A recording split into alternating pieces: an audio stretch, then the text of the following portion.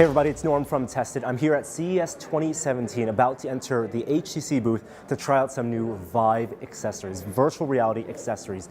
And the one I'm most excited about may be TPCast, which is a wireless adapter for the HTC Vive, so you don't have to plug in power, HDMI, or USB directly into your computer. You can have that all wirelessly. Untethered VR. So check out a demo, chat with one of the founders of TPCast, and give you some impressions. David, you're the co-founder of TPCast, and you guys have an accessory, a wireless accessory for the Vive that lets you disconnect completely the headset. Yes. Now tell me, how does it work? It has three parts. There is a transmitter over there, you can see it. And here on the top of your head, there is a receiver. And also you will have a battery package you can put in your pocket. Yes. So those three important components. Let's talk about transmission and receiving first. Video comes over HDMI to the Vive, so you want the image quality at that 90 hertz frame rate, plus it needs to be at low latency. So is this a compressed signal? Is this, what is being processed and what is being sent? Actually, we send the original signal very quickly. It's called, our secret technology, it is called TPCast 2.0. Yes, actually TPCast is a wireless display company for about many years. We have developed a lot of wireless devices before, like wireless TV module, wireless monitor module, and wireless module for cars.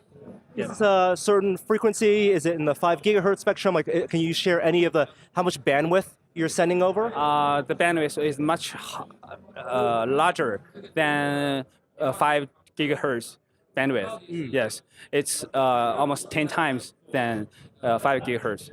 Now, in terms of latency, what is your target for the responsiveness, since it's a wireless connection? What are you aiming for? Yeah, the latency right now is less than 2 milliseconds. Yeah, on theory, it's only 1 millisecond actually. And I imagine a lot of that is because you have a direct line of sight. You can't have anything blocking the signal, and that's why you have the transmitter mounted so high, right? Yes, definitely. Yeah, you're right. So if there happens to be, like we have open space here, so in a normal user's house, if I put a transmitter there and something like blocks it for a second, does the signal lose completely, or do you have algorithms to help it repair, and what is the experience like if you have interruption? Actually, our product is very robust. So if you just wave your hand like this, it won't happen anything. You just use it as normal. Yeah. And then there's signal that needs to also be sent back to the system because of the Vive, because there's motion, there's positional tracking information, input information. How is that sent back to the PC? Yeah, good question. That's our patent technology. Actually, the TPCast is a bidirectional wireless video and feedback control transmission protocol. So the feedback control signal is also included in our TPCast 2.0 protocol for VR controllers. How much bandwidth is that compared to like a USB signal? Can it max out a USB 3 signal? So right now we are supporting USB 2.0, and USB 3.0 is under developing. So in the future product, but you don't need more than USB 2.0 data for the signal you're sending back from the headset. Right now, it's enough. Great. And then the battery pack. So when I was using the demo, you have the battery pack attaches to a pocket or a belt. How much battery life is that supposed to provide? The product we are shipping, the battery we are shipping with our product will be 2 hours version. Yes. And we also have a XL version. It can last about 5 hours also. And is that something that's easy to replace and swap out? You can just disconnect and plug back in? Yes, definitely. And then what weight is the whole unit with the receiver and the battery? How much weight does that add to the whole headset? For the receiver is 86 grams. 86 grams. But since we put it on your head and you barely can sense it. Right. It sits right on top of your head. It's like wearing a heavy baseball cap. Right. And then connectivity, your transmitter, which is, I assume, bundled with the whole thing, that's going to just plug in HDMI and power and USB into your computer? The transmitter is connected to the PC only for HDMI. HDMI and no, USB as well? It's through another dongle. Ah, another dongle. Great. Awesome. Well, thank you so much, David. And when are you shipping the TPCast system?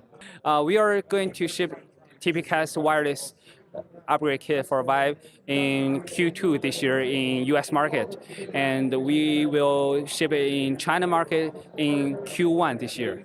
Fantastic. Thank you so much. It's great to meet you.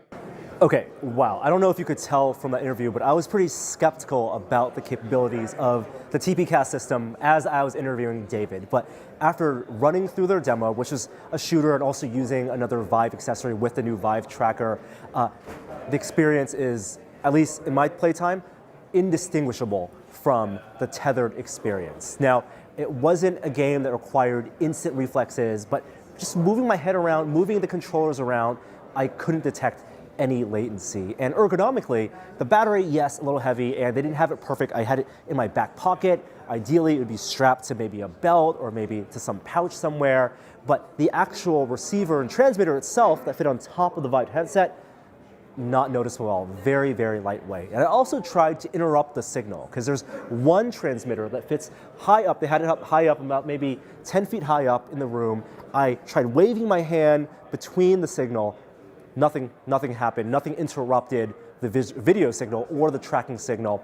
It wasn't until I cupped the entire TPCast system on top of my head that the motion tracking and the image would freeze up on screen and I would lose motion tracking and I wouldn't get any new visuals. But that was a rare case, and I was also told that the transmitter they have in the top corner bounces the signal around the walls of your room. So it's actually bouncing and hitting all sides. One thing I did notice actually touching their unit is that it got a little hot, the battery was warm, and the headset unit was hot.